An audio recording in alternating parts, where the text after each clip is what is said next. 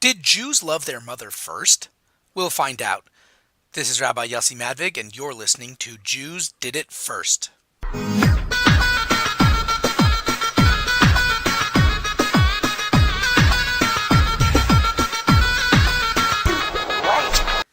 Thanks so much for tuning in. Don't forget to subscribe, hit the notification bell if you're listening on YouTube, or definitely if you're listening on iTunes, subscribe, and you'll be updated whenever there's a new episode. I apologize that there was no episode on Thursday. Things were a little hectic this week and I couldn't get to it, but it actually works out perfectly because my episode was going to be Mother's Day related, and here you go, it's coming out on Mother's Day, so it doesn't get better than that. I don't think that, I guess we'll start off. No, Jews didn't love their mothers first, obviously. That was a silly marketing ploy. I apologize. But interestingly enough, we do have a sort of Mother's Day, which is the 20th. Oh, I apologize. The 11th of the month of Cheshvan, which is the second month in the Hebrew calendar. That is the anniversary of the death of Rachel, who is who was Jacob's favorite wife. But that was not really what I wanted to talk about.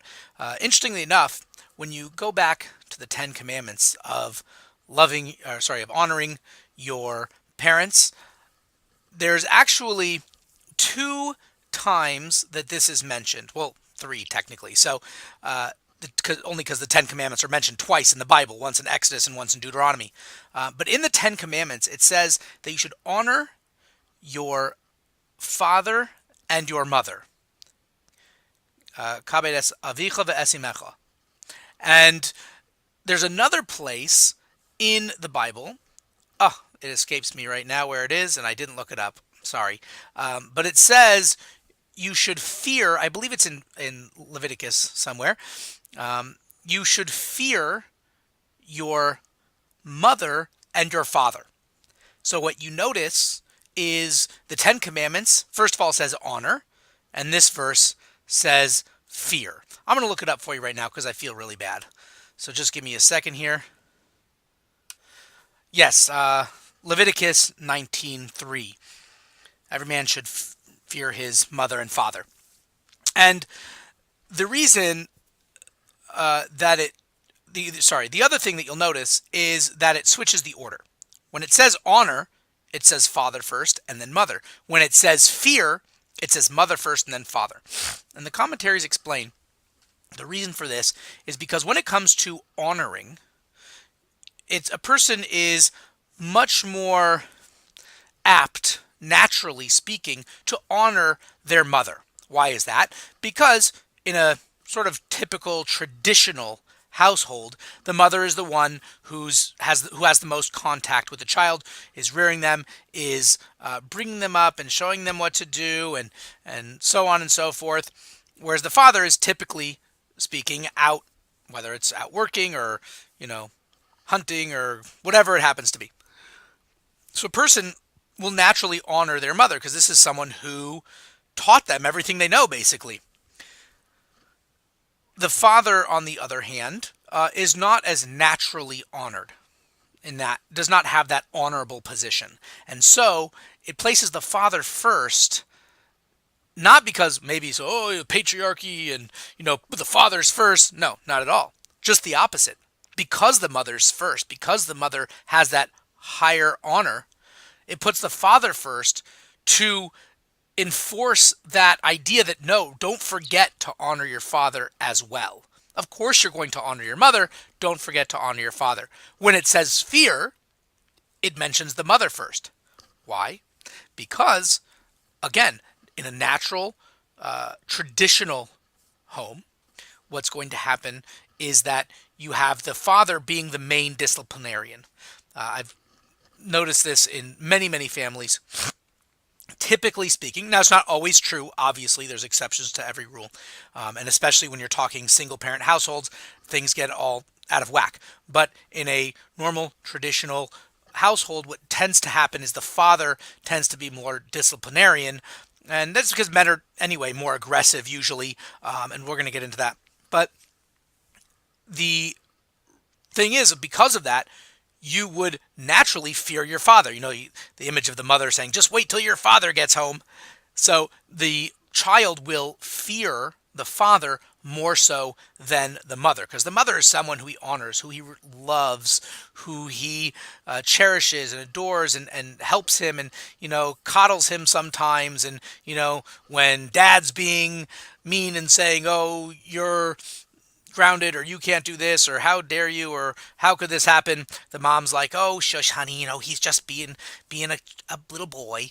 So what happens there is that it places the mother first to remind you, don't forget to fear your mother as well, because the mother should also play this role to a certain extent, and should be honored, should be feared, should be respected. So that's one thing that I wanted to talk about.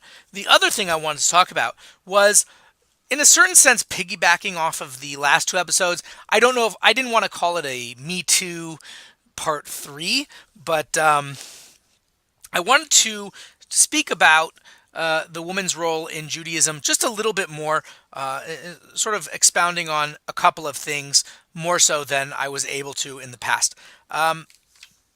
One thing that is very interesting is the idea that man and woman were actually created as a single entity.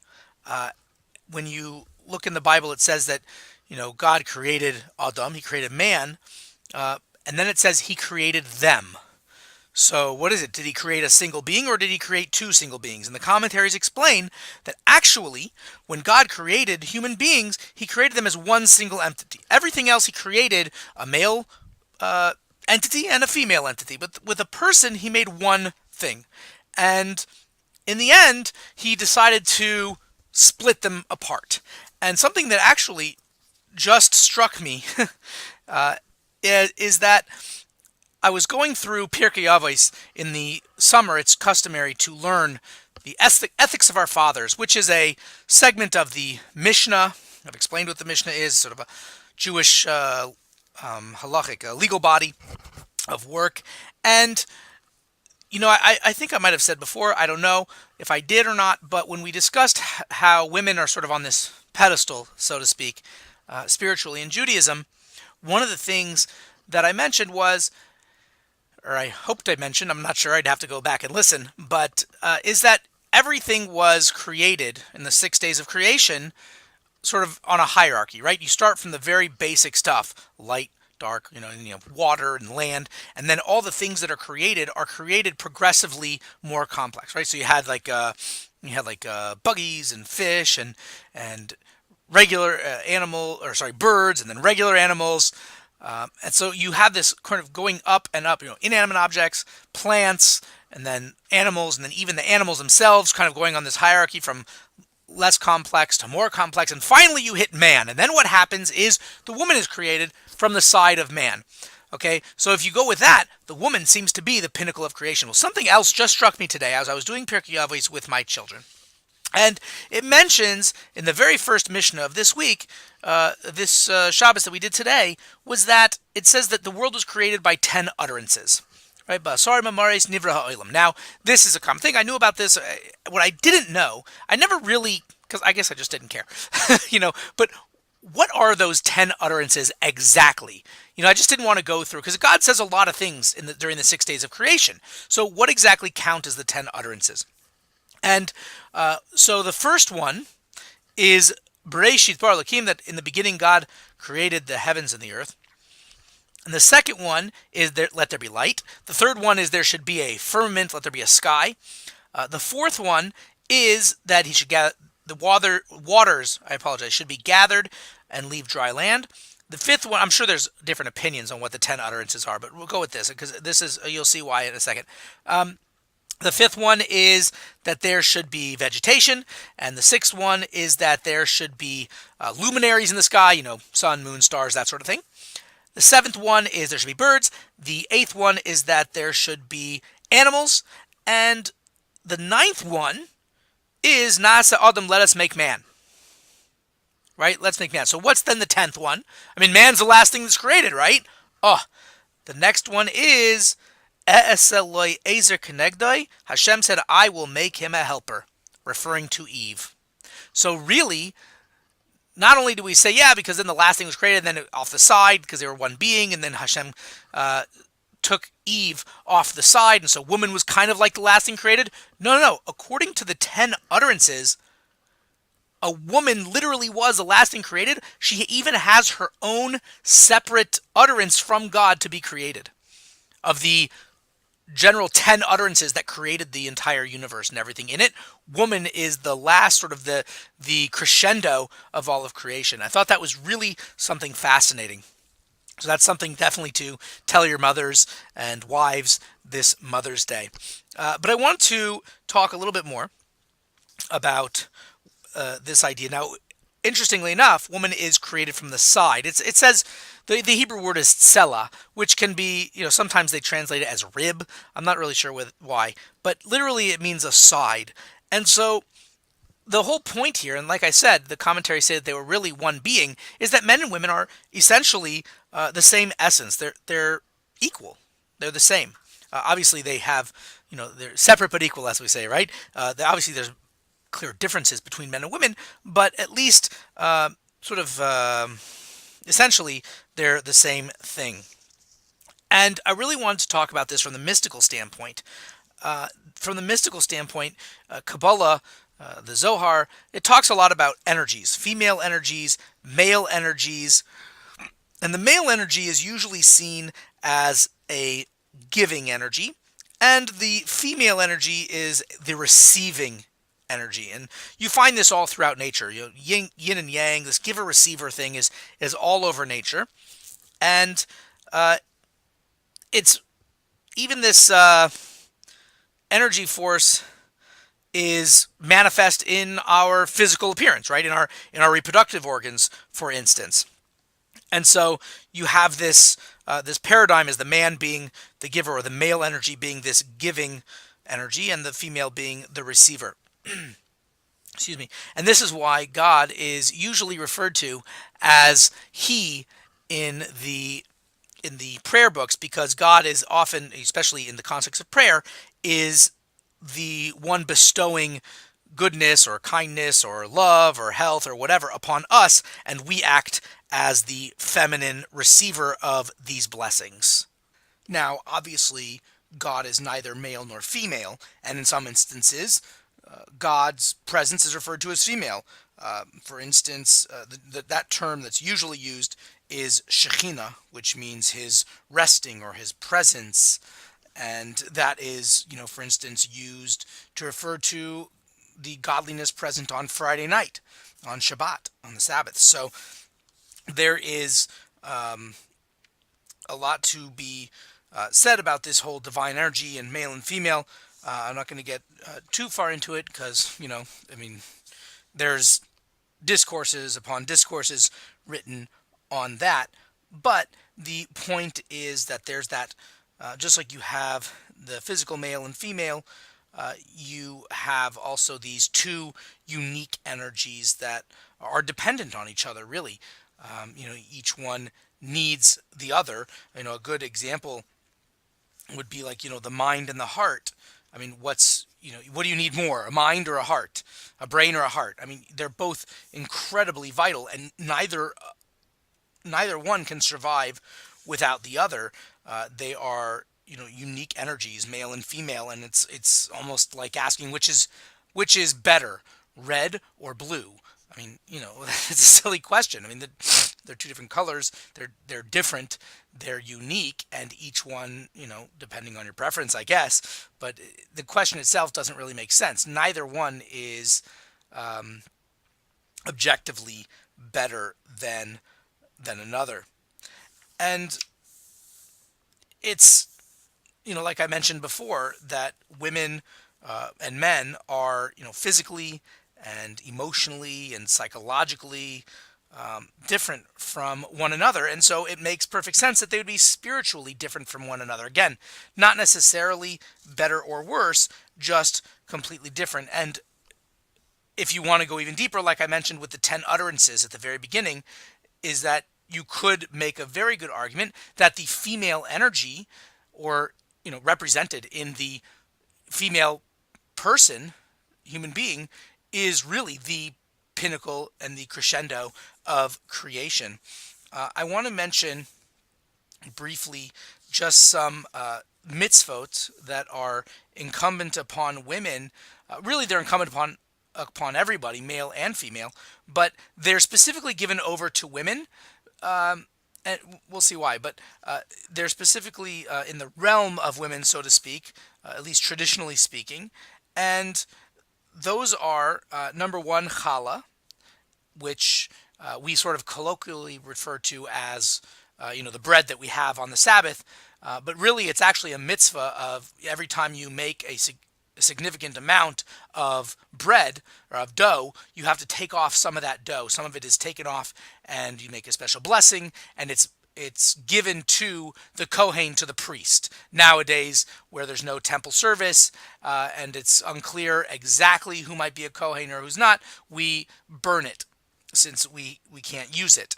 But that sort of reflects a more general idea of kosher and the idea of nourishment of food, which is really the core, not the core per se, but it is certainly at the heart of every, or stomach perhaps, of every Jewish festival, of every Jewish celebration.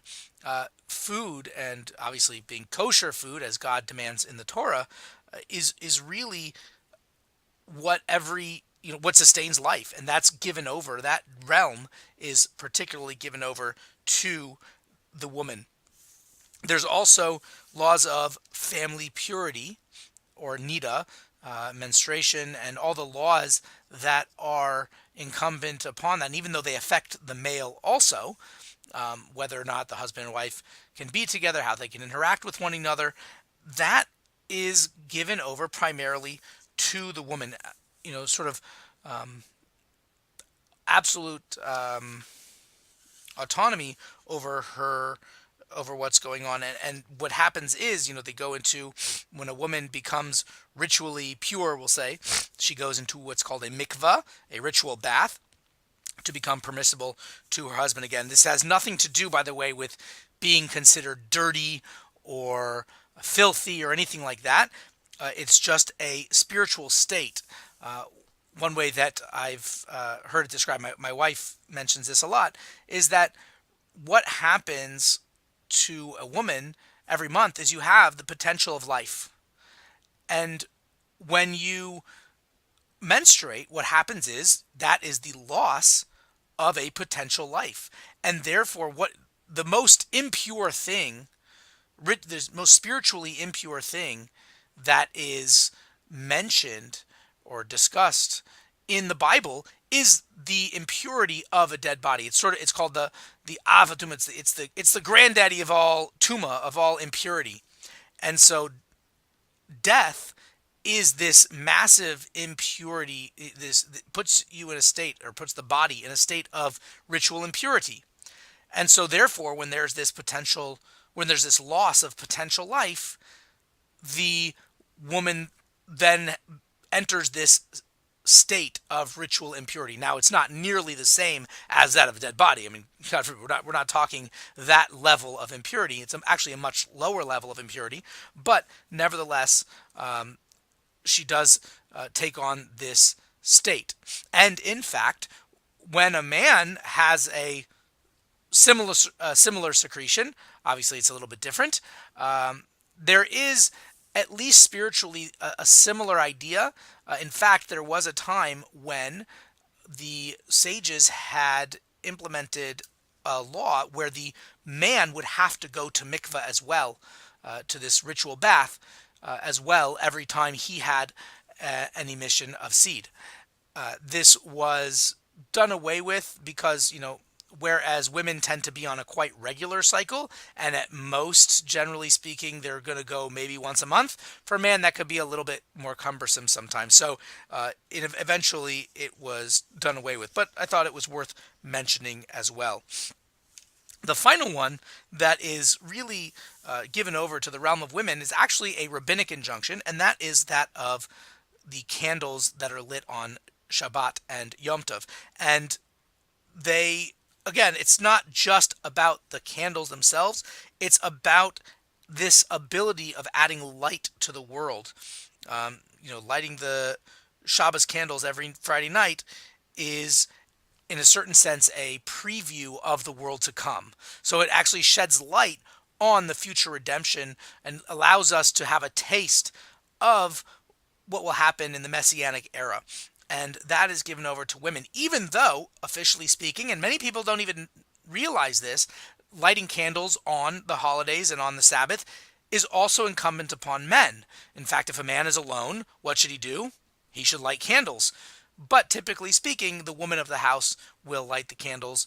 And so, if a man is single, and he's living in his own apartment, he should light his own candles. But if he's staying somewhere else, typically speaking, the woman of that household will light on behalf of him as well, because the woman is giving that light and warmth to the world. And like I mentioned earlier, that the Sabbath has this very feminine, divine energy to it. Um, and I was going to say something else along those lines, and I totally lost my train of thought. So um, perhaps we'll call it an end there. I do want to say also the sort of obvious thing that women, uh, going back on the slightly higher level, I think this was it. This was what I wanted to mention, was that women, in a certain sense, are the most like God. And that is, what is the one feature that God has that is just so unbelievable? Okay, you could say that he's omnipresent, he's everywhere at the same time, he knows everything, you know, okay, that's fine. But the truth is that those are really, in a certain sense, just an extension of quantity as opposed to quality. Like, you know, we know stuff, God knows everything. We can be in a place, God can be in every place.